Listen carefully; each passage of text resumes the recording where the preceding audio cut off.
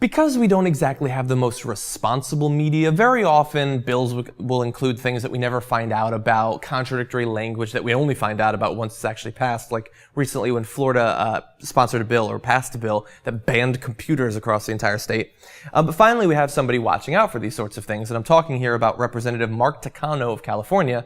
He's a previous high school English teacher who took out his mighty red pen and began marking up a letter from the GOP. And so there's a couple of things here I want to talk about. The first, I love that they have their little thesis statement or whatever, and then later on, the bill tries to address every issue. It contradicts exactly what they're saying, and he points that out. And that's sort of the problem with the media, too, is that there's this hypocrisy that it just infests the bills and the speeches, and it's so rarely pointed out.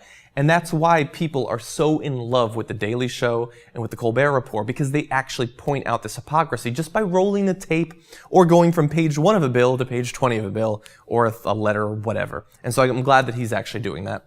The second point, in the follow-up questions, the assignment was to address what should have been done about the 11 million people already here. Did you purposefully leave this out?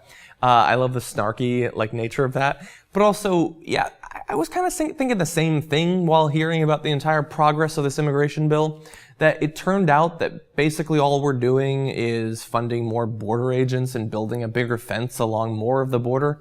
That's not the problem with immigration right now. That's not the reason we need immigration reform.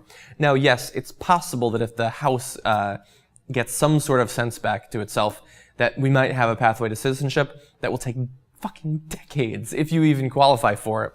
But yeah, I love that he pointed that out, because very often these bills don't accomplish what they say they're going to. I mean, we have the student loan interest rate bill, that doesn't really do anything to control the cost of college, or even the interest rate, since it makes it variable, the Senate's bargain, the version they passed. It's going to end up being that high in the future anyway when interest rates go up.